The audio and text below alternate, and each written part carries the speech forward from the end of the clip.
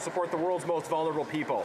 Afghanistan and other terrorist-controlled areas around the world are often among the poorest. Canadian tax dollars go to large UN-affiliated multilateral organizations present in these areas, but private Canadian organizations are generally barred from working in the same areas.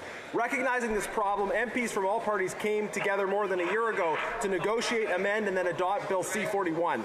Not perfect, but this bill created an authorization regime to allow private organizations to go work in these hard-hit areas. We understood the urgency of getting this assistance to Afghanistan before another winter.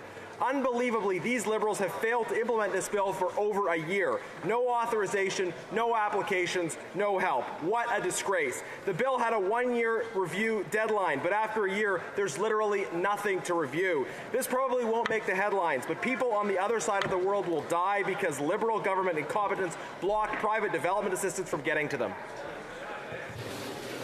The honourable member from Mississauga East Cooksville. Speaker, let this House of Commons congratulate Carolyn Parrish as our newly elected Mayor of Mississauga.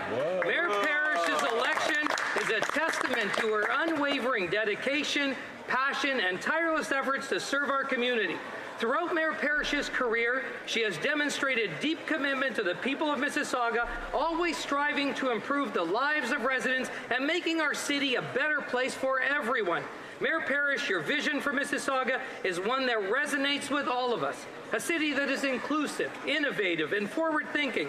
We've seen your dedication in action, from your advocacy for housing to your efforts in fostering community engagement and addressing the needs of all citizens. Our Mississauga colleagues and I look forward to our continued collaboration as we build an even brighter future for Mississauga.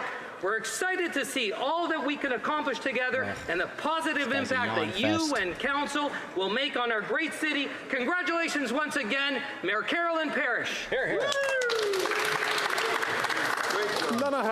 The Honourable Member for Saint-Jean. I would like to celebrate the success of an incredible local athlete. Yannick Lemuel has been an avid track and field athlete from a very young age and has won numerous titles, including world champion in the Masters 60-meter hurdles in Torun in 2023. But just as important, if not more so, than his individual achievements is his involvement in the community and how he shares and passes on his love of the sport. In Saint-Jean-sur-Richelieu, he passes on his enthusiasm to athletes aged 7 to 78, who he coaches on a regular basis.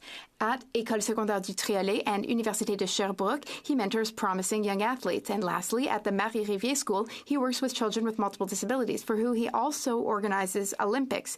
Despite his jam-packed schedule, Yannick Lemuel finds time to continue his training and will take part in the Pan American Championships in Cleveland in July and in the World Championships in Gothenburg, Sweden in August. Mr. Lemuel, we wish you all the best for your upcoming competitions.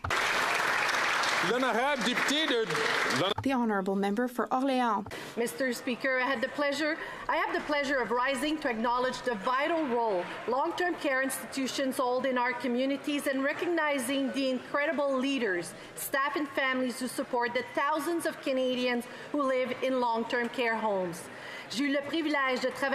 I had the privilege of working in the retirement residence sector for over 20 years. I saw with my own eyes the remarkable work that healthcare professionals do to ensure that residents receive quality care and a good quality of life. It's my hope, Mr. Speaker, that one day soon we will be able to mark June 13 as National Long-Term Care Day in Canada. A special thank you to the Canadian Association for Long-Term Care for their important work, advocacy, and their support as we begin the process of creating a National Long-Term Care Day in Canada. Merci. The Honourable Member from Northumberland, Peterborough South. Thank you, Mr. Speaker.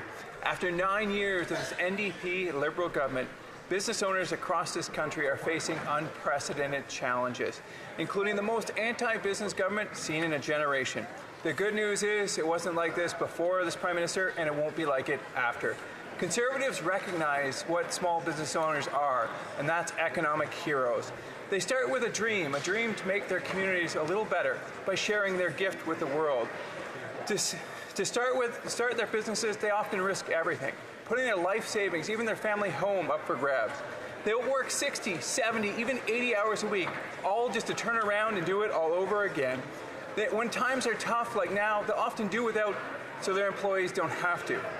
Canada will emerge from our lost decade of nearly zero GDP per capita growth. And Canada will again become a land of prosperity as Conservatives recognize business owners for what they are, our economic heroes. Here, here. The honourable member from Brampton East. Mr. Speaker, as you may be aware, the 2024 Summer Olympics are next month in Paris. Our Team Canada athletes are a beacon of inspiration for our country, and they bring us so much pride and unity. In this spirit, I want to recognize some of our very talented athletes from Brampton who have shown excellence in sports while representing Canada. Athletes like Michael Capella, who competed in last year's Santiago Games in rowing, Scarlett Delgado, a champion boxer, Kamika Bingham, a 100-meter sprinter, and who can forget Brampton native Cassie Campbell, a two-time gold medalist and first female athlete to be inducted into Canada's Sports Hall of Fame. Their dedication and hard work have made our community proud. I know we are all looking forward to watching our incredible athletes from across Canada compete in the Paris Olympics. Please join me in wishing all of Team Canada the best of luck. Go, Canada, go! The honourable member from Vancouver Centre. Mr. Speaker, Vancouver has a vibrant and innovative cultural scene known for its firsts in Canada. Ballet BC ranks #3 in North America.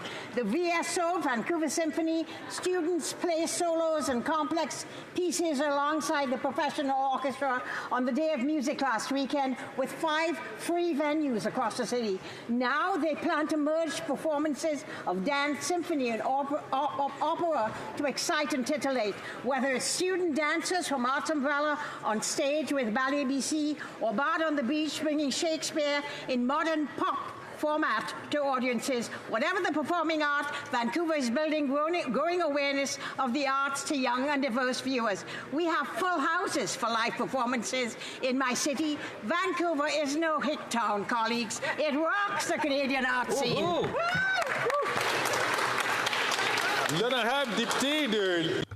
The honourable member for Lévis-Lobinière. Mr. Speaker, the tramway would cost about $28,000 per family in the Greater Quebec City area. Can you imagine that this $11 billion bill is scrupulously supported by the Bloc Québécois? Another example among many, they also support the $500 billion in centralizing and inflationary spending by big Liberal government in Ottawa. Mr. Speaker, the Bloc Québécois does not stand for the regions, and it is endorsing the war on cars right alongside this Prime Minister, thus ignoring what people really need. The leader of the Conservative Party of Canada understands and respects people who live in suburbs and regions. Our leader is saying yes to an absolutely necessary troisième lien, third link, just as the previous Conservative government said yes and built the new Champlain Bridge. The common sense Conservatives will continue to respect Quebec drivers by supporting a third link for cars. Metropolitan Quebec and the Chaudière-Appalaches regions, including all of Eastern Quebec, deserve this cross-river link for the economic security of half of Quebec. Let's save our economy. Let's support those who work in the goods and services sectors and who are building Quebec. The honourable member from Whitby. Mr. Speaker, I rise today to give a shout out to Whitby's graduating class of 2024. You're the generation that's going to change the game. Don't just dream big, dream bold. Dream like you're the only one who can change the game because you can. Think about how you can make a difference, how you can leave your mark. You're the ones who will disrupt the status quo, who will innovate, who will create, and who will lead with passion and purpose. You're the ones who will make a difference, who will make some noise, and who will make it happen. As you close this chapter and embark on your next adventure, remember to chase your dreams, embrace new experiences, and never stop learning. Your voice is powerful. Don't be afraid to speak up, to speak out, and to be loud. Canada needs change makers like you, and your time is now. So make your mark, make a difference, and make us proud. The honourable member from I don't think anybody who just graduated high school is watching that. Pasta fagioli is an Italian meal served for centuries. Today, with the increase in the price of tomatoes by 63%, it is now a delicacy that is very expensive to make. The Parliamentary Budget Officer told Canadians that the Prime Minister had placed a gag order on his office blocking the release of the economic impact on the carbon tax. As a result, of pressure from the common sense Conservatives, the Liberal government was finally forced to reveal the fact that the carbon tax will cost Canadians $30.5 billion by 2030. The Liberals have been hiding this report for years. It's time to clean and release the report. Italian lovers of pasta fagioli want to know so they can continue that tradition. Viva a tutte le italiane! The honourable member from Saskatoon West. Mr. Speaker, after 9 years, this costly coalition simply isn't worth the cost. This incompetent finance minister is squiggling and squirming to find money to pay for her uncontrolled inflationary spending. Her latest idea? Raising taxes on doctors, home builders, entrepreneurs, and farmers. Taxing doctors means it's harder to find one. Taxing home builders means fewer homes. Taxing small business means fewer paychecks. And taxing farmers drives up food costs. Canada's food processor said that to suggest this change only affects a minimal number of Canadians is misleading. It actually affects a lot of businesses, including in the agri-food sector, starting with farmers. Businesses, jobs, doctors, and food production will leave Canada. Everyone left behind will pay the price with fewer jobs and higher costs for everything. This is the opposite of fair. This is unfair. Conservatives will restore Canada to a country where hard work earns powerful paychecks that buys affordable food, gas, and homes in safe neighborhoods. It's time for a change. Let's bring it home. The honourable member from Vaudreuil-Soulanges. Mr. Speaker, any list of great Canadians should include the late Harold Thomas Herbert. Born in England in 1922, Hal served with the Royal Air Force as a fighter pilot during the Second World War, service that earned him the Distinguished Flying Cross. En 1948, in 1948, he moved to Canada, where he settled in a small town called Hudson and started a family with the love of his life, Marion Lemieux Hébert. He ran in the federal election and, in 1972, won a seat in the House of Commons, representing the riding of Vaudreuil, the same riding I proudly represent today. Adding to his legacy, Mr. Speaker, was this. In 1982, he tabled a private member's bill that received royal assent to formally name July 1st Canada Day. The change from Dominion Day, he felt, would serve to bring Canadians together, Anglophones and Francophones, in his riding of Vaudreuil-Soulanges alike. To honor his achievements, this July 1st, the town of Hudson will add Hal Herbert's image to the Canada 150 mural and honor him in a ceremony. A fitting tribute to a good man who devoted his life to serving those around him. Happy Canada Day, Hal! Happy Canada. The honourable member from Nanaimo, Ladysmith. Mr. Speaker, living with a disability should not mean being legislated into poverty. Yet this is exactly the reality for too many. In my riding of Nanaimo, Ladysmith, I hear the heartbreaking stories of people choosing between life-saving medication or food on the table, between a roof over their heads or covering the cost of transportation. Mr. Speaker, over 1 million Canadians live with disabilities. Because of the advocacy of many and the NDP along their side, there was a glimmer of hope, yet short-lived, because despite the Liberals' promise to lift Canadians with disabilities out of poverty, they most definitely have not. $6 a day, Mr. Speaker, does not even scratch the surface of what is needed. People living with disabilities deserve to live with dignity and respect. We have an opportunity to lift Canadians out of poverty. I will continue to work day in and day out to represent my constituents, but I'm not alone. The NDP will work for people living with disabilities to make sure no more people living with disabilities are living in poverty. Thank you. L'honorable député de Drummond. The honourable member for Drummond. And to think that on Monday morning, we're still going to have to get up, but our mornings will never be the same. After 30 years of AM shows and 20 years at the helm of the most listened to program in Quebec and in all of Canada, Paul Arcand is leaving the incredible, legendary 98.5 morning show, Puisqu'il faut se lever. But don't worry, he is not retiring. He is just leaving to take on new challenges.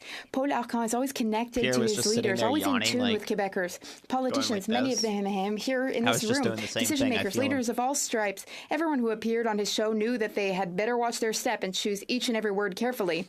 There's no room for double talk, intellectual shortcuts, or half-truths with Paul Arcand.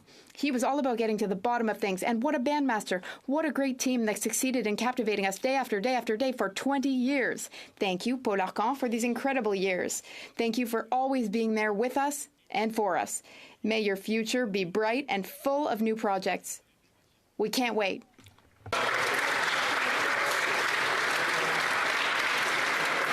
The honourable member from York Simcoe.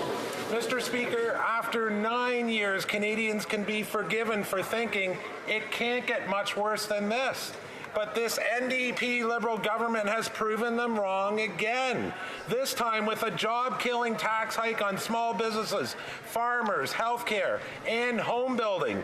Experts have called it misleading to suggest this change only affects a minimal number of Canadians, when it actually affects countless small businesses, including farmers. This tax hike puts the family farm across Canada at risk, jeopardizing the backbone of our agricultural sector. It will result in even higher grocery costs. This economic vandalism is the last thing our country needs.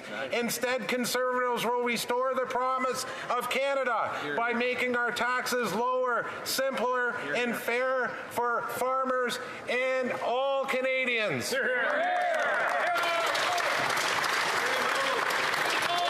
The honourable member from Davenport. Mr. Speaker, Davenport residents are heartbroken. At around 8 a.m. on Sunday, June 9, our beloved St. Anne's Anglican Church was tragically destroyed in a fire, the cause of which has not yet been determined. Built in 1907, St. Anne's Church was one of the oldest Anglican churches in Toronto. It was not only an architectural triumph, but also a rebel of its time. Modeled after the Hagia Sophia, it was built in the Byzantine style, when the accepted style at the time was Gothic. In addition, the interior of St. Anne's was decorated by members of the famed Canadian group of 7 artists. St. Anne's, to our community, was more than a beautiful church. It was music, it was community, it was service. My heart goes out to Reverend Don Bayers, the St. Anne's congregation, and the entire community for this tragic loss. But we know that after the darkest part of the night comes the light, and St. Anne's will rise bigger and better. Thank you, Mr. Speaker. Oral questions. Questions orales. Here we go. The Honourable Leader of the Opposition. The economic vandalism of this Prime Minister and the carbon tax cover-up have been exposed today. After Conservative pressure, the government finally revealed the data that was missing. The real cost of their carbon tax, above the cost at the pump, is $30 billion. Nearly $2,000 for every Quebec family. The government has tried to destroy the parliamentary budget officer's reputation to hide this information. Why? The Honourable Minister of the Environment and Climate Change. Oh, thank you, Mr. Speaker. Look at his freaky suit We've today. already agreed in this House that math isn't the Conservative Party's strong suit, especially the leader of the Conservative Party. I know that counting above 6 is hard for him. That's the number of affordable housing units that he built when he was Minister of Housing. But the data prove it. I have them here. 8 out of 10 families receive more from the carbon price than they pay. And in addition, the parliamentary budget officer confirmed that 25 million tons in reductions are thanks to the carbon price. The Honourable Leader of the Opposition. Mr. Speaker, this minister hid data that show $30 billion in cost for the Canadian economy every year. In Quebec, it's $5 billion. According to line 17, column AN. Yes, a cost for Quebecers, and the Bloc has voted for increasing this tax. Why has the government tried to destroy the reputation of the parliamentary budget officer when he was telling the truth? The Honourable Minister of the Environment and Climate Change. Once again, Mr. Speaker, we have evidence of the ignorance of the Conservative Party of Canada on the issue of climate change, because the carbon price at the federal level does not apply to Quebec. The Quebec system is in place. There are members of the Conservative Party, Mr. Speaker. Mr. Speaker, the Leader of the Opposition just needs to look around him. 3 rows behind him, just a little bit to his left, he'll be able to talk to someone who voted in favor of the carbon price in Quebec, Mr. Speaker. So he just needs to ask for explanations. If he can't provide them, I will. The Honourable Leader of the Opposition. The economic vandalism and carbon tax cover-up of this government has now been exposed because of a relentless conservative pressure. The government finally leaked out to the CBC the economic hit Canada will take, originally reported at $20 billion. With inflation, it's $30 billion a year, or almost $2,000 for every single family in Canada, something they tried to silence the parliamentary budget officer from exposing. How can we believe anything this Minister of Environment has to say on taxes? Or anything he has to say in general. Minister of the Environment and Climate Change. Thank you, Mr. Speaker. As my honourable colleague and friend, the Minister of Energy and Natural Resources, often says in this House, the Conservative Party of Canada are entitled to their opinion, not their own sets of facts, Mr. Speaker, and the facts are clear. 8 out of 10 Canadian families get more money back from carbon pricing than it cost them. And not only that, Mr. Speaker, but the data also shows that carbon pricing is already responsible for the reduction in pollution level by 25 million tons. That's half of our emission reduction so far, Mr. Speaker. Thank you. The Honourable Leader of the Opposition. It's not my numbers, it's his numbers. Exactly. His own department just released data moments ago showing that the real cost will be $30 billion in hit to our economy. This is above and beyond the direct cost at the pumps and on people's heating bills. Now, when the parliamentary budget officer said this, he denied it. Right. He tried to gag the parliamentary budget officer and shut him up completely. Why did this minister try to hide the facts and punish a legitimate, hard-working public servant who tried to tell the truth? Hear, hear. The Honourable Minister of the Environment and Climate Change.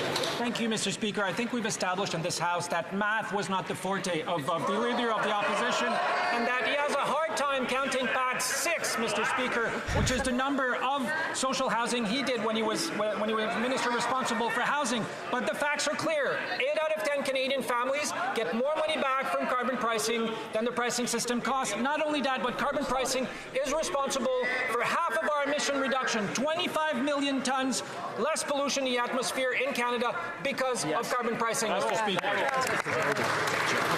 The Honourable Leader of the Opposition. That 8 out of 10 fact does not include the $30 billion of economic costs.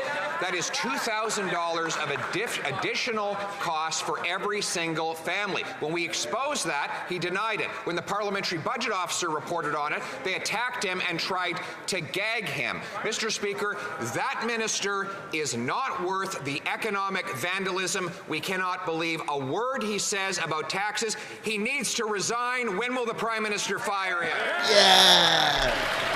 Yeah, let's go. Hear, hear. The Honourable Minister for Natural Resources and Energy. Thank you, Mr. Speaker. I noted in the discussion yesterday the Leader of the Opposition's newfound respect for economists. But let me tell him, 300 economists, in addition to the PBO, say 8 out of 10 Canadians get more money back. It works directly inverse to income. This Leader of the Opposition ignores the costs of climate change. Mr. Speaker, here are the facts. His climate plan is to let the planet burn. It is to ignore the economic opportunities associated with the energy transition. And look, this is a He's shaking uncontrollably. last campaign on putting in place a carbon price. Who is telling the truth?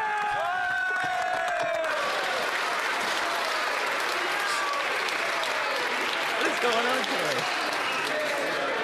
Order.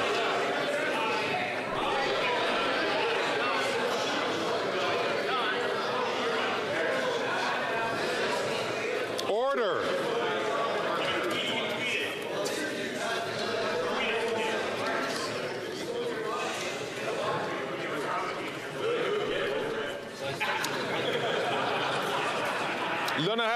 The Honourable Member for La Prairie.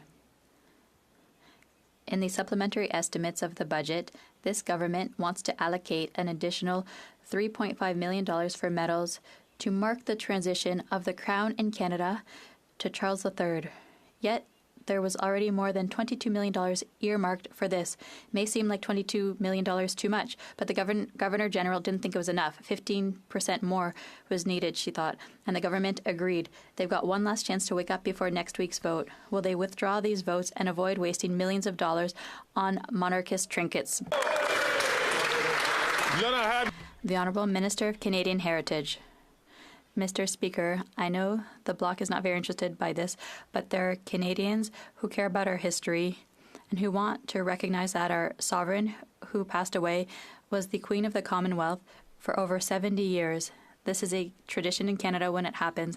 There are medals produced and distributed for those interested in it. So, Mr. Speaker, we respect traditions, and it's unfortunate for the Bloc. Most of them refused to have people in their own ridings receive this. The Honourable Member for La Prairie. What's worse, the extra $3.5 million for medals bearing the effigy of Charles III are in the same votes as the funds finally released for drinking water for Indigenous communities, which could have used the extra money. It's pathetic. Frankly, when you consider that Quebecers and even a majority of Canadians want nothing to do with the monarchy, that's a lot of people who think this money would have been better used in Indigenous communities. Will the government withdraw this money from the votes while there's still time? The Honourable Minister of Canadian Heritage. Mr. Speaker, we see that the Bloc is still looking to create arguments with these stories. But people in their own ridings, there are a number of them who would like to be able to mark the transition in the monarchy. They won't be able to because they've decided ideologically to deprive their constituents of these medals. We offer them across Canada. It's really unfortunate for my Quebec friends. Thank you, Mr. Speaker. The Honourable Member for Rosemont-La Petite Patrie. Mr. Speaker, all the experts agree. Everyone agrees. The third link for cars is not a good project. It's too expensive. It will pollute, all of that to save 5 minutes in traffic. We know that for the Bloc and the Conservatives, it doesn't matter. They support it. But for the NDP, the third link is a no-go. A viable, green, and efficient solution is the tramway. Can the Liberals guarantee that not a single public cent, not a cent, will go to the third link, but instead, investments will go to environmentally friendly solutions for Quebec City like the tramway? The Honourable Minister of Transport. Mr. Speaker, I'd like to remind my colleague from the NDP that this is a provincial discussion, a provincial project. What the Government of Canada has said is that we will always be there for transit projects. Why? Because that's the way of the future. The Conservatives want to eliminate transit projects. They don't believe in that. They don't believe in fighting climate change. They do absolutely nothing. Whereas we support transit projects. The Honourable Member from Nunavut. For decades, Liberal and Conservative governments have ignored Indigenous people's needs. As a result, the infrastructure gap is at billions of dollars. The Liberals committed to closing the gap by 2030, but have committed less than 1%. This is just pennies. Indigenous peoples deserve the same housing, roads, and clean water as others. When will the Liberals follow through on their promises and close the gap so Indigenous peoples can thrive? Hear, hear.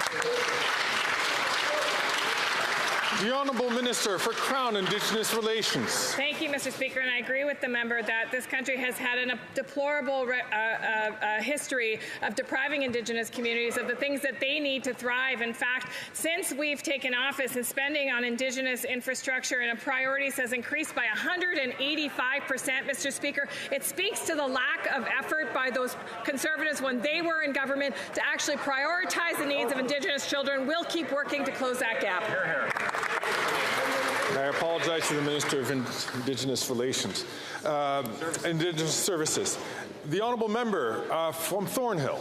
Today, the government was forced to admit that the carbon tax will cost every single Canadian household more than $1,800 in lost GDP. That's a $30 billion secret they kept. Not once in anything ever released claiming that Canadians were somehow better off with the carbon tax did the minister include these devastating economic costs he knew existed, because it was more important for him to continue to spread the falsehood. Canadians deserve to know they deserve a minister who will tell the truth. If he's incapable of that, when's he going to resign? The Honourable Minister for Natural Resources and Energy.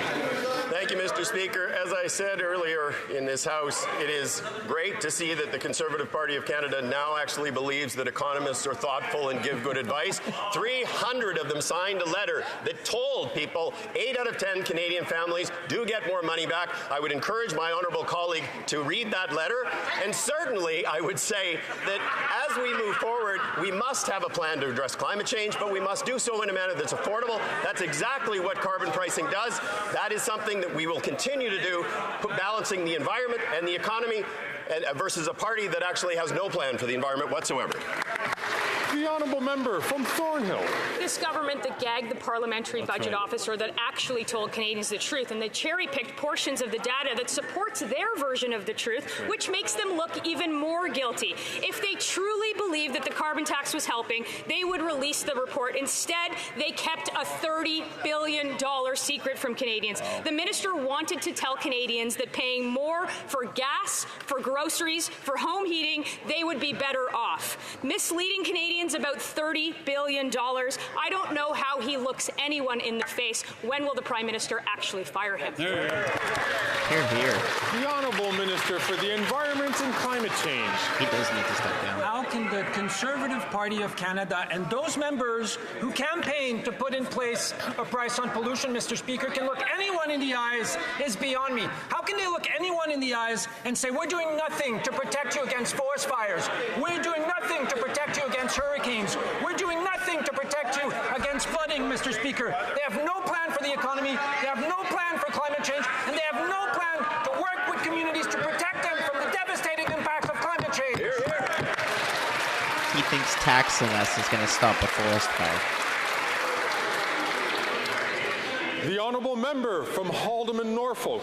Mr. Speaker, this government tried so hard to hide the truth that the carbon tax was driving up the cost of everything in Canada. The parliamentary budget officer even had to call them out for blocking the release of their own economic impact report. They were literally forced to release the report. And now we all know that each Canadian family is losing at least $1,800 a year, and there's no rebate for that. So when will this Environment Minister finally resign for misleading Canadians? The Honourable Minister for Natural Resources and Energy. I would encourage my honourable colleagues on the other side of the House to actually go and talk to the PBO, to talk to economists, to talk to the 300 economists who have said 8 out of 10 Canadian families get more money back, and it's those that live on modest incomes that actually do the best. But I would say the collective amnesia that actually exists on the other side of the House is the pinnacle of hypocrisy. Every one of those members, including the member opposite who asked the question, campaigned on putting in place a price on pollution. It is hypocrisy. Calm down. The Honourable Member from Haldimand, Norfolk. What is hypocritical, Mr. Speaker, is that even while their carbon tax was costing families more than $1,800 a year, even while they knew that over 2 million Canadian families per month were accessing the food banks, the Liberals continued to try to convince Canadians that they were better off for paying a higher carbon tax. A $1,800 tax is a lot of money to many Canadians. So, when will this Liberal government give Canadians back their money and fire the Environment Minister? The Honourable Leader of the Government in the House of Commons. Mr. Speaker, this government is very proud of this Environment Minister who has put the first credible plan on the table in history to meet our Paris agreements, the Paris agreement that they want to rip up. No surprise, they've gotten all of the data today that shows that 8 out of 10 they're standing up for the more well-off in our society, just like they want to move on from what they did 2 days ago, which was stand up for the 0.13% of Canadians, not the people who draw a paycheck, make an honest living, go to work every day, and pay their taxes on time, Mr. Speaker.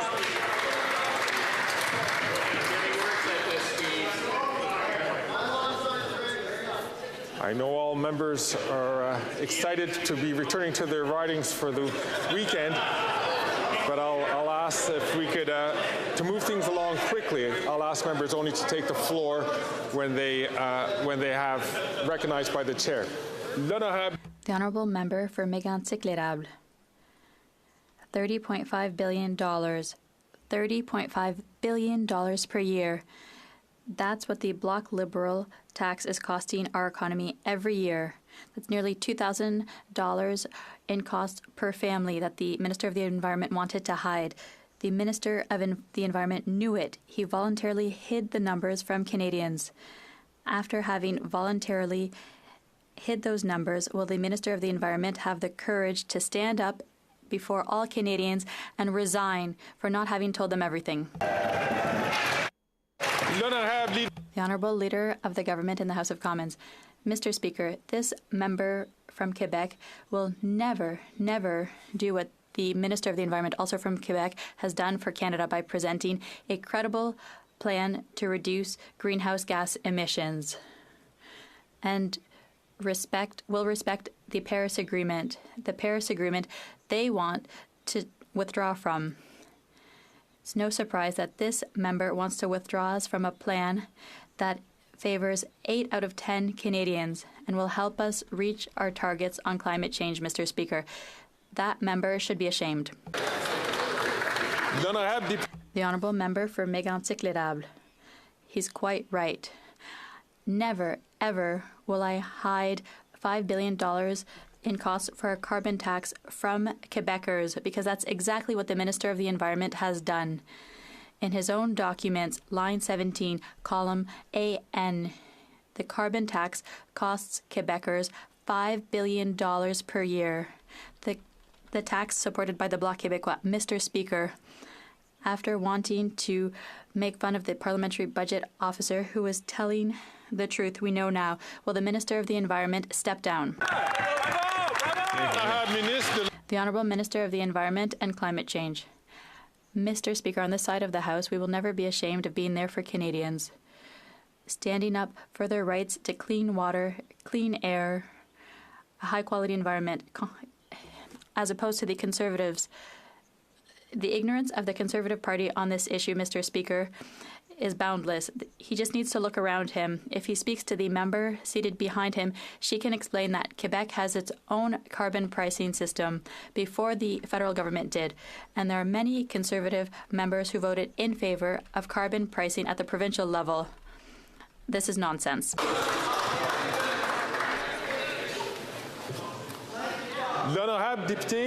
The Honourable Member for Avignon-Lamitis-Matane-Matapédia. Remember the Border Services Agency's ArriveCAN application. It cost $60 million more than expected. Well, the agency has found a way to do worse with a new app, CARM. This app is supposed to register all imports at the border. They've now exceeded $300 million in cost overruns. And it's not over yet because CARM isn't working. Its implementation has been postponed. 2 apps, 2 money pits. How much more money can the agency throw out the window before the minister gets angry and cleans house? The Honourable Parliamentary Secretary. The Minister has stated we are aware of some of the industry-led concerns, and we are working to make sure that this application is fully functioning. But, Mr. Speaker, I want to reassure all Canadians that this app was created to modernize Canada's border system to ensure that tariffs are collected fairly and promptly. And, Mr. Speaker, I should also note that this app was actually purchased and developed in 2010 under the Harper Conservatives, but it is something we are going to ensure is working properly. The Honourable Member for Avignon-Lamitis-Matane-Matapédia. Worst of all, $300 million wasted later, CARM doesn't work. All imports into Canada will go through this app. But its implementation had to be postponed because the tests had failed, and the Border Services Agency is still unable to provide us with its contingency plans in case failures complicate billions of dollars of trade every day. The U.S. Chamber of Commerce has signed a memorandum expressing its concerns. Imagine, even the Americans are afraid of the agency's incompetent management. Doesn't the minister find this embarrassing? The Honourable Parliamentary Secretary to the Minister of Public Safety. Thank you, Mr. Speaker. And as I said earlier, we are going to ensure that the app is in good working order to ensure that Canada's border system and tariff collections are done in a modern and efficient and effective manner. It's something that we've needed to do to ensure that, as consultations with industry leaders as well, that this is where countries are going to ensure that our border services and our trade across borders is done in the most efficient way possible. We are continuing to work with CVSA to make sure that the processes are in place and that this app continues to work properly. The Honourable Member for Abitibi Bay James Nunavik, EU. Speaking of the Border Services Agency, Quebecers were outraged to learn that large stores are destroying and throwing away spectacular quantities of unsold clothing, clothes that could have been donated to charity. But what they don't know is that this is encouraged by the federal agency. The Obsolete or Surplus Goods Program reimburses companies for customs taxes on destroyed goods, but not on donated goods. The Bloc wrote to the minister to alert him a month and a half ago, but got no response. Will he stop rewarding waste? The Honourable Parliamentary Secretary to the Minister of Public Safety. Mr. Speaker, I thank the honourable member for that question. In fact, it's something that the minister has taken on seriously. He is working with finance to find the appropriate solution. Mr. Speaker, we want to ensure that collection and our tariff system, our customs and tariff system is working properly. But Mr. Speaker, the minister is well aware and we are looking into the matter. The Honourable Member from Red Deer Lacombe. While Canadians are struggling to make ends meet, this Prime Minister put a gag order on the Parliamentary Budget Officer. Why? To prevent the PBO from releasing the full report exposing the true cost of the NDP Liberal carbon tax. We now know that the carbon tax will cost Canadians $30 billion in economic activity. That's over $1,800 for every family. So why continue to muzzle the PBO? Is it because the report is so damning it should cost the minister his job? When will the Prime Minister fire his truth-evading minister? That doesn't even account for the fact that they expect personal income tax revenues to I can tell you, and Canadians are proud of the Environment Minister. You know what? Because he is standing up for what is right for this country, Mr. Speaker. Whilst you have the climate deniers on the other side, they want to see the planet burning. We want to act for our children. We want to act for future generation. Mr. Speaker, 8 family out of 10. 8 out of 10. We know it's tough to go beyond 6 for these guys. It's just 6 plus 2. That gets to 8. 6 plus 4 gets to 10. 8 out of 10 will get more money, Mr. Speaker. We'll fight for Canadians at every step of the way. We'll fight for climate change, and we'll fight for our children, Mr. Speaker.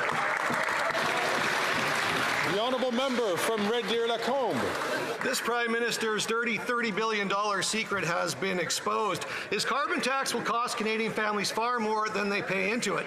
That's money out of the pockets of people trying to feed their kids, heat their homes, pay their rent, and fill up their cars. So why are the Liberals so afraid of releasing the full report? Why is the budget officer muzzled? If the NDP Liberals won't end the cover-up, tell the truth, and release the full cost of the carbon tax, then the minister should resign. Why won't he get to it? The Honourable Leader of the Government in the House of Commons. Mr. Speaker, there's no surprise these Conservatives want to move on from the fiasco of 2 days ago when they voted for the 0.13% of taxpayers and set aside the 99.87% of taxpayers who are not affected by a capital gains change. They want to stand up for people who've made $250,000 on investments in a given year and they won't stand up for the electricians, the farmers, the janitors who earn a paycheck every week and do it honestly, Mr. Speaker. The honourable member from Renfrew, Nipissing, Pembroke. Mr. Speaker, a secret government report confirms what Canadians already know. The carbon tax is costing Canadians more than they're getting back. The report says the carbon tax is costing Canadians $30 billion a year. That's almost $2,000 a household per year. This government's not worth the cost. When will the Environment Minister resign? The Honourable Minister for Indigenous Services. Thank you very much, Mr. Speaker. And it looks like the Conservatives want to change the channel. I mean, yesterday they were all about talking about capital gains, fighting for the rich guy, you know, holding up plumbers and electricians. And, well, they didn't actually talk about waitresses or school bus drivers, and talking about how, you know, they're fighting for the little guy. On this side, we know that those Conservatives don't care about people that are pulling a paycheck, but rather they're focused on their ultra-rich friends. The honourable member from Hamilton Centre. Yesterday, when the Minister of Labour was asked about supporting the bargaining rights of the Teamsters rail workers, he boasted about the government's success rate in trampling on the workers' rights to negotiating a fair deal. The Liberals say they support workers, but then they pull the rug out from under them when they try to negotiate. So instead of forcing a pathway towards binding arbitration on the rail workers, will the Minister of Labour respect the collective bargaining rights of the Teamsters and support their call to stagger negotiations in order to avoid a rail shutdown? The Honourable Parliamentary Secretary to the Minister of Labour. This government has had the back of workers from the get-go. First thing that we ever did was reverse the most anti-union legislation ever created in this House of Commons by the Conservative government. And then, further, we went on to do replacement worker legislation. And I'm pleased that that passed. Right now, the minister was absolutely correct. There are negotiations. They're at the table. Mediators, we believe in our mediators that have a 96% success rate. We're confident in the collective bargaining, and we know that the best deals are made at the table, and we encourage those conversations to continue.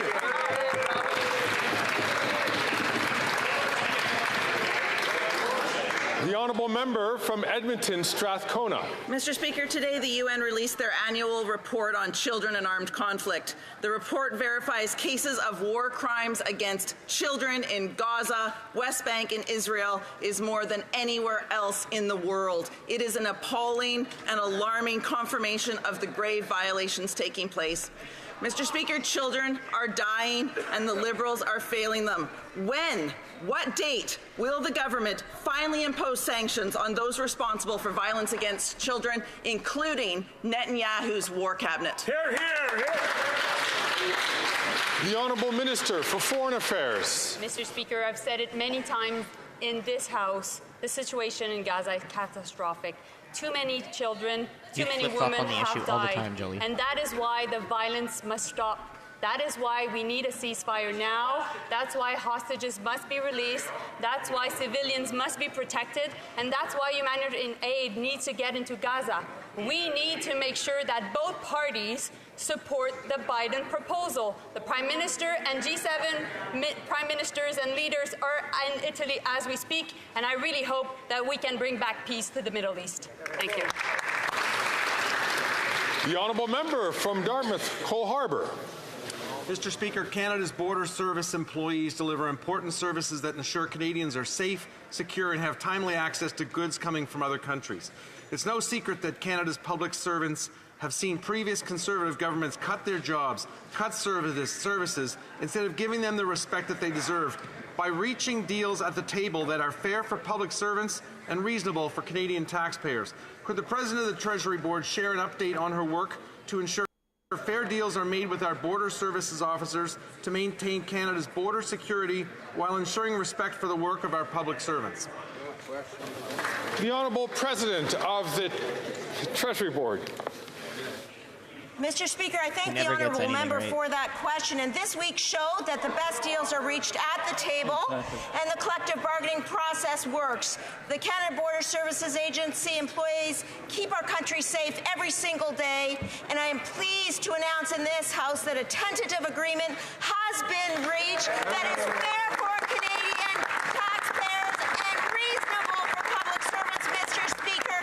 On this side of the House, we will always stand up for public service employees, and we thank them for their work every single day in protecting our country. Thank you, Mr. Speaker. The honourable member from Cypress Hills, Grasslands. Mr. Speaker, after 9 years of this NDP Liberal Prime Minister, he has developed an extreme obsession with taxing farmers. First it was the carbon tax, now it's the capital gains tax increase. That means that a 74-year-old farmer back home who has worked his whole life will struggle to pay off his debts and enjoy his retirement. And it makes things even harder for the next generation of farm families. Without the family farm, big multinational conglomerates will take over. How is that fair for Canadians? Yeah! The Honourable Leader of the Government in the House of Commons. Mr. Speaker, the Conservative leader doesn't stand with workers, and he certainly does not stand with Canada's farmers. It's shameful the Leader of the Conservatives hides behind farmers and workers to justify his opposition to our plan for tax fairness. We are, in fact, increasing the capital gains sheltering for farmers by boosting the lifetime exemption for qualified farming properties to $1.25 million per owner. And when combined with the $250,000 threshold, farmers are going to be better off. We are standing up on this side of the House for Canada's agriculture. They're standing up for the 0.13%, Mr. Speaker. The honourable member from Cypress Hills, Grasslands. Well, Mr. Speaker, farmers are supposed to feed families, not the Prime Minister's extreme obsessions. Right. This new tax is devastating for everyone from farm to table. Canada's food professor said yesterday to suggest that this change only affects a minimal number of Canadians is misleading. I think it actually affects a lot of businesses, including in the agri-food sector, and I would start with farmers. Mr. Speaker, we need to keep family farms alive, but now they're under attack by these Liberals. How is that fair, and how can the Ag Minister sit quietly and let this happen? Yeah. The Honourable Leader of the Government in the House of Commons. Mr. Speaker, the Leader of the Opposition hasn't seen a hay baler or the top of a combine in his life. And what we've done is over here is made it better for farmers by increasing the lifetime exemption and extending new provisions to farmers to ensure that that capital gains do not affect them. Farmers will in fact be better off under this plan for tax fairness, just like waitresses, just like airline stewardesses, just like janitors, just like electricians, just like plumbers, just like 99.87% of Canadians, Mr. Speaker. Then I had the honourable member for Beauce. Mr. Speaker, after 9 years, this government and its Bloc Québécois partners have found a new way to hurt our farming sector by voting this week to increase capital gains taxes. While one farming family out of 5 isn't able to pay back their debts, this punitive tax measure will make it even harder for them to sell their lands or transfer them to a family member. Farmers weren't even consulted. So how does this measure make the situation more fair for farmers? The Honourable Government House Leader. Mr. Speaker, the Leader of the Opposition doesn't know how to milk a cow, and he doesn't know how to protect farmers. We've put new limits in place, Mr. Speaker, to ensure that farmers are better treated under our plan because there's an increased exemption for farmers. We know that the next generation of farmers is a major issue in Canada, and I would encourage the member to get better informed because farmers will do better under this Liberal plan. The Honourable Member for Beauce. Mr. Speaker, once again, proof that this government is completely disconnected, and I've been milking cows for my entire life. I can confirm that in committee, the Minister of Agriculture admitted that his department was not consulted on this new tax. Many owners of small and medium-sized businesses in my riding have also reached out to me over the last couple of weeks, like Louis from Saint-Joseph, who is going to be very hardly affected by this change when he transfers his business to his daughter. The Liberals and the Bloc are not worth the cost. So, once again, how is this fair? The Honourable Minister of Innovation. Mr. Speaker, what Canadians understand, and particularly farmers in Quebec, is fairness. In the last federal budget from our government, Mr. Speaker, it was an intergenerational fairness budget to allow us to invest in the next generation, to allow us to invest in future businesses, Mr. Speaker, so that we can invest in our seniors as well. But the Conservatives, surprise, surprise, have voted against tax fairness, Mr. Speaker. I know that farmers have a big heart. I know that farmers are thinking about the next generation. I know that farmers want to have a better Canada. The Honourable Member for Repentigny. Let's come back to Chalk River and the nuclear waste dump along the Ottawa River. At the end of March, Canadian Nuclear Laboratories admitted having spilled toxic wastewater into the river. Mr. Speaker, given that there's a lot of people speaking on both sides of the House, I would ask for maybe a call for silence. Yes. I know that spirits are high today, but I would ask members, please, to not have conversation and dialogue across the aisle. I would invite the minister and the opposition House Leader, please, to... I would invite the two House Leaders, please, to... If you want to have a dialogue, you can please go outside the House. I would invite the Honourable Member for Repentigny to start her question from the top. Thank you, Mr. Speaker. So let's go back to Chalk River and the nuclear waste dump along the Ottawa River. At the end of March, Canadian Nuclear Laboratories admitted spilling toxic wastewater into the river. This is water with acute lethality, which means that the water would kill half the fish that swim through it over a 4-day period. We know that many of experts warned about risks of contamination by radioactive substances, but 3 months later, despite our questions, neither CNL nor Environment Canada has told us what contaminant is in the wastewater. Was it radioactive? Yes or no?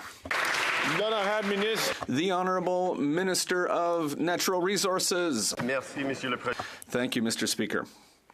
Canadian Nuclear Laboratories have confirmed that the wastewater is not linked to radioactive contaminants and do not present any threat to the public. We will continue to work to ensure that Canadian Nuclear Laboratories are compliant with regulations, but there is no radioactive substance in that water. The Honourable Member for Abitibi-Témiscamingue.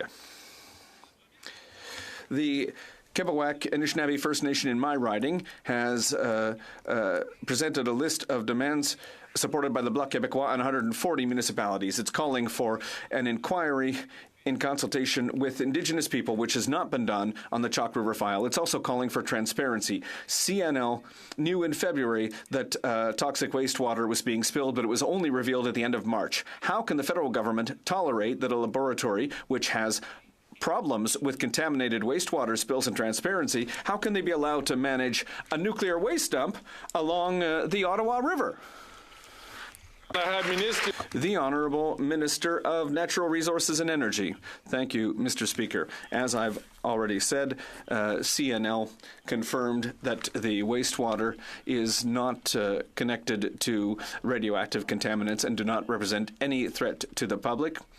And the government will continue to monitor the Ottawa River and have noted that there has been no obvious damage. The public and in the environmental safety remain our absolute priority. The Honourable Member from Lennox, Hastings and Addington. Over 6 million Canadians do not have access to a family doctor. According to the Commonwealth Fund, after 9 years of this Liberal NDP government, the number of Canadians without access to a regular care provider has doubled. And what is this government's solution to the doctor shortage? Tax them out of the country. This healthcare killing tax on healthcare providers will force them to practice elsewhere, making the doctor shortage crisis even worse. Mr. Speaker, how is that fair? How many communities will go without doctors because they are leaving Canada due to this Prime Minister's new tax? Yeah. The Honourable Minister of Health. It's interesting, Mr. Speaker. The only time the Conservatives have asked about health care or a shortage of doctors in this House is when there was a proposal to create a more fair tax system that asked the 0.13% to pay a little bit more. Suddenly now they're interested in health care. But you know what's not going to help add doctors? Conservative cuts. The $200 billion that we've invested with 26 health agreements in every province and every territory is making sure we see progress every day in our health system. From dental care to pharmacare to primary care. And what's going to stop that dead in its tracks is the cuts the Conservatives want to bring. And we're here to make sure they don't get to do it. The Honourable Member from Hastings. Your days are limited. The Liberals are scrambling and their facts do not add up. Kneecapping our healthcare providers to pay for this government's credit card bill is bad fiscal policy and it's bad healthcare policy. The key to sound, robust healthcare system is preventative medicine, ensuring that Canadians get timely access to healthcare that they need. This not only saves lives, Mr. Speaker, it saves government money. Increasing the tax burden on doctors who carry out this work will only force doctors out of the country. Mr. Speaker, when will this pompous Prime Minister finally listen to the thousands of people on wait lists? She's looking at come on, Greg, you better not let you say The Honourable Member is a well-respected member of the House. I'm just going to ask her very quickly just to withdraw that one word because it does refer to an individual member. I'll withdraw, thank you. And I thank the Honourable Member for doing so. The Honourable Minister of Health. Well, Mr. Speaker, when you're out of arguments, you turn to insults. And asking the 0.13% to pay a little bit more so that we can have fairness and equity in our tax system, making sure that a nurse doesn't pay a higher marginal rate of tax than a millionaire. Mr. Speaker, that is fundamentally unfair. But you know what will kneecap our healthcare system, Mr. Speaker? The 200,000 seniors now in just 6 weeks have got dental care. The Conservatives want to take that away. Pharmacare, making sure that a diabetes patient gets the medicine that they need. They want to cut that, Mr. Speaker. That will kneecap our healthcare system. We will not allow that to happen. The Honourable Member for Portneuf-Jacques-Cartier. Mr. Speaker, it's unfortunate that the Minister of Health does not realize that after 9 years there's a major historic crisis. There's a lack of doctors in Canada under this government.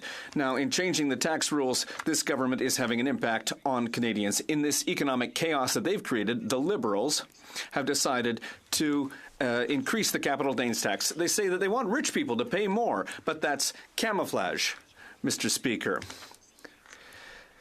The list of Canadians without a doctor is going to go up, not go down, because doctors are going to leave. In Quebec, already 2.3 million people don't have a family doctor. What does the Minister of Health say? The Honourable Minister of Health.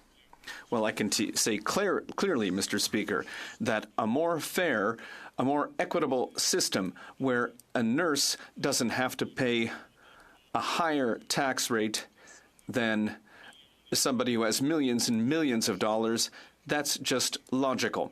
And it's absolutely clear that the thing that is threatening our health care is the cuts in essential investments in improving our health care system. And, Mr. Speaker, we are going to protect our health care system. That is our goal. The Honourable Member for Vaudreuil-Soulanges. Mr. Speaker, after a decade of chronic underfunding from the Conservative government, our government has made historic investments in housing and infrastructure for communities from coast to coast to coast. Earlier this week, our government concluded a $2.8 billion agreement with Quebec, which will help municipalities revitalize critical infrastructure and support housing projects through the fund the Canada Community Development Fund. Can the minister please explain how this funding will help communities across Quebec build more housing more quickly? The Honourable Minister of Canadian Heritage. Thank you, Mr. Speaker, and I'd like to thank my colleague from Vaudreuil-Soulanges, who understands the extent to which it's essential to invest in our community infrastructure and in housing for Quebecers and Canadians across the country. The recent agreement with Quebec, which guarantees $2.8 billion over the next 5 years, including $535 million this year to help build housing, and also build that housing more quickly, is good news. Meanwhile, the Leader of the Opposition is finding excuses to fight tax fairness. We will continue to deliver help so that all Canadians and their families can get ahead. We have a plan to help build housing in Quebec. They have a plan to insult local leaders, create conflict, and build no. The Honourable Member from Durham. Mr. Speaker, last week we learned that Canadian rents are at an all-time high, averaging $2,200 a month. And it's only going to get worse. The Canadian Federation of Apartment Associations says the new Liberal capital gains tax will discourage construction of new rental homes. The NDP Liberal government is crushing the prospect of bringing new rental units into our communities. What part of that says generational fairness? The Honourable Parliamentary Secretary to the Minister of Housing, Infrastructure and Communities. Mr. Speaker, we say that the Conservatives don't care, and here's proof.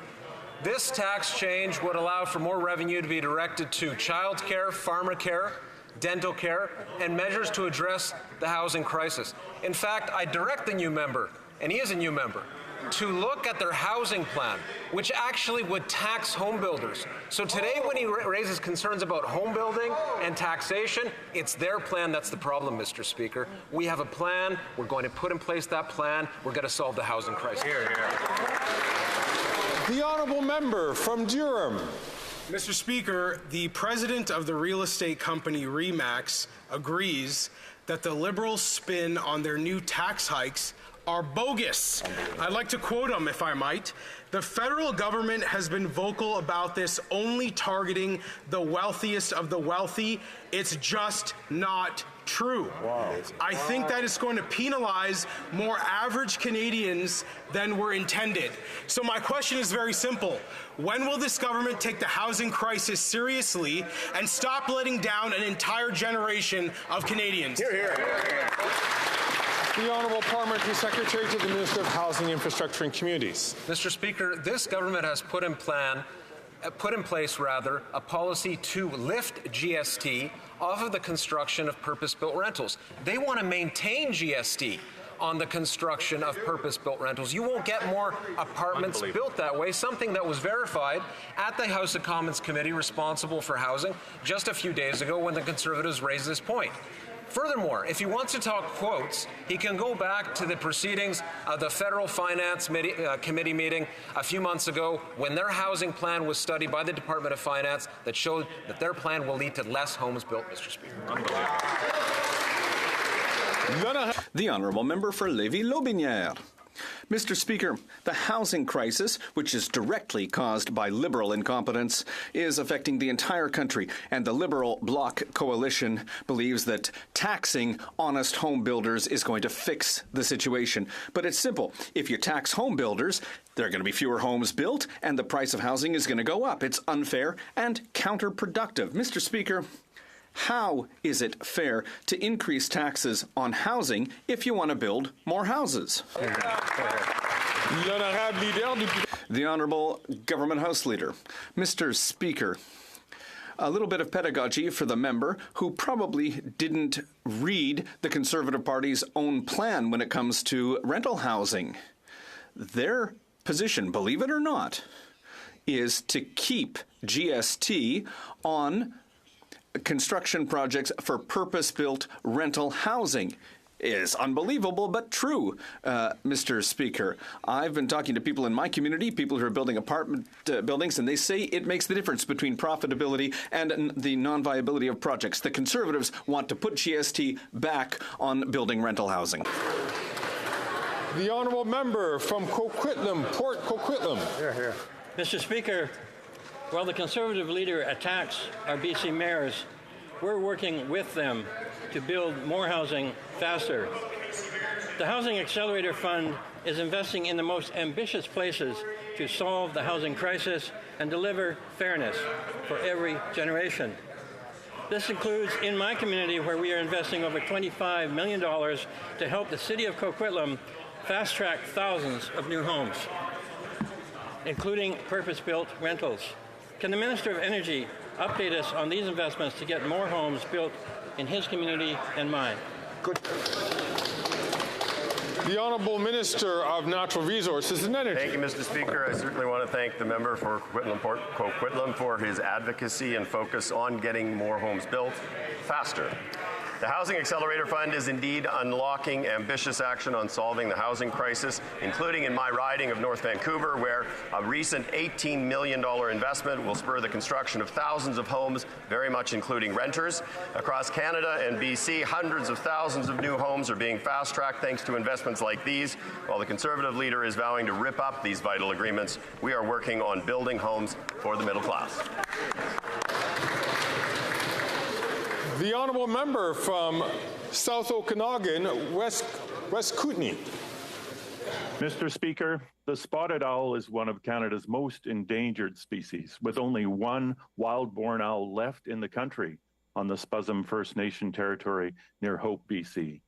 The Minister of Environment has the power to protect this species under the Species at Risk Act, but he took so long to make a recommendation on that action that a federal judge found he broke the law.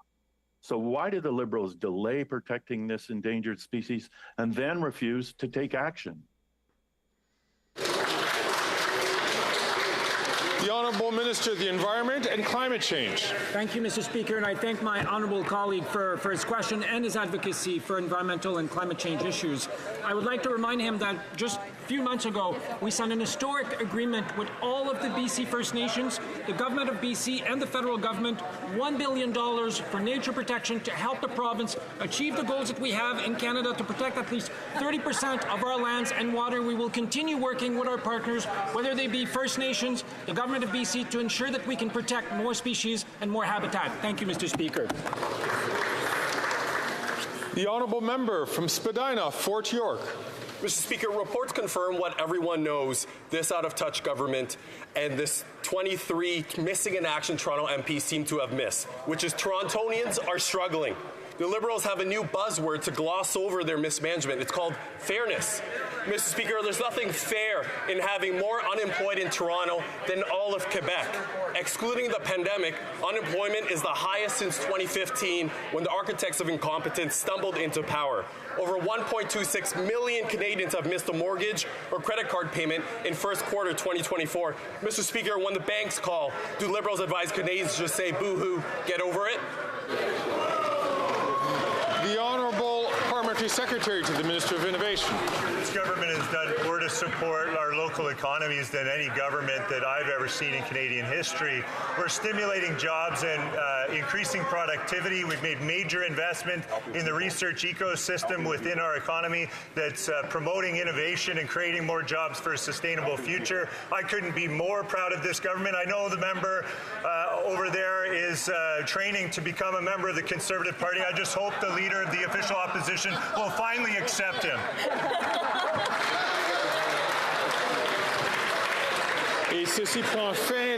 This puts an end to question period. I see the honourable member for order, please. Order. I see that the honourable member for Drummond is rising for a point of order. Mr. Speaker, there's been consultations between parties, and I think that you'll find that there is unanimous consent for the following motion. That the House highlight the exceptional career of Paul Arcand, that it recognise his rigorous work and his contribution to quality information accessible to all, and to thank him for his many years of service. All those opposed to what the honourable member has moved will please say nay. Agreed. The House has heard the terms of the motion. All those against the motion will please say nay. Carried.